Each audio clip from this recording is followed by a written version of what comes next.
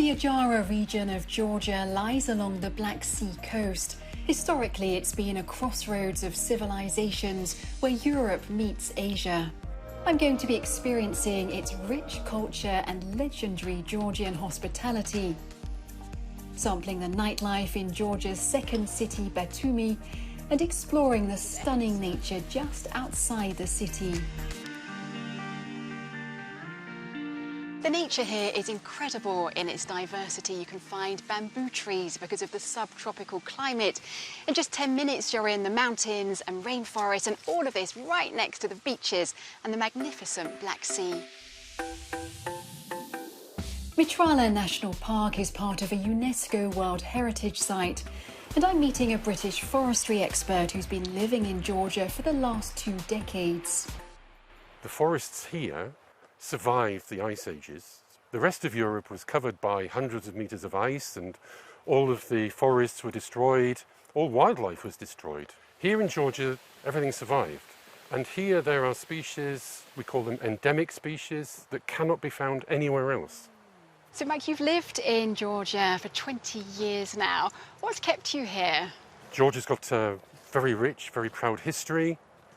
People are very warm, very family-oriented, and very hospitable. There's a saying in Georgia that a guest is a gift from God. Oh, wonderful. And this is how people approach their lives, it's how they approach visitors.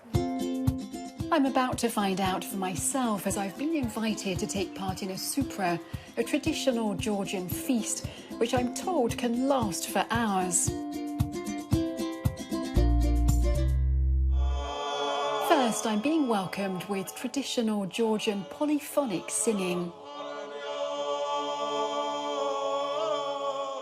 The technique weaves together many voices, each with its own melody, and is recognised by UNESCO as part of the world's treasured living heritage.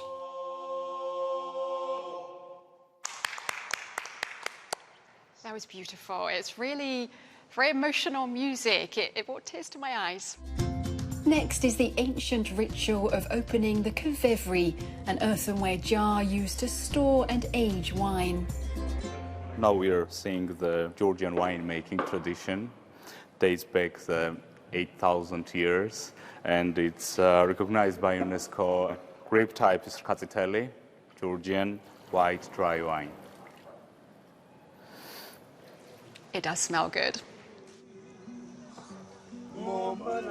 Ajarian cuisine is renowned for its mouth-watering flavours and variety of dishes, the most famous of which is this boat-shaped Ajarian hachapuri, a delicious cheese-filled bread. My host Mikhail is a tamada or toastmaster, whose important role is to lead the supra with a series of toasts, often poetic and philosophical, and always heartfelt. And I hope to see you in our beautiful country again. Kalmarjos. Kalmarjos.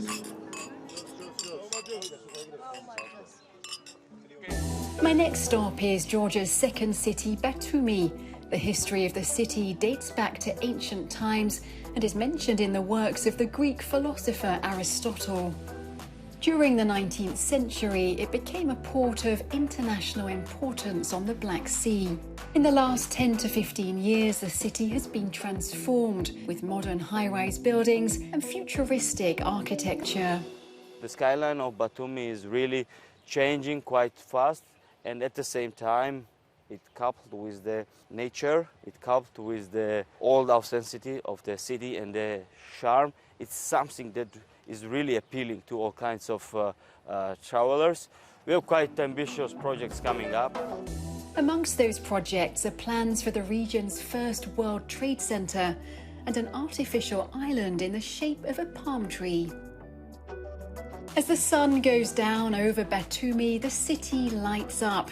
I'm heading to one of the many stylish rooftop bars for views across the city. While there may be these new fancy high-rise buildings in Batumi, what struck me while I've been here is the richness of Georgian culture and traditions that's so present here, and how Georgians want to share this with you when you come to visit.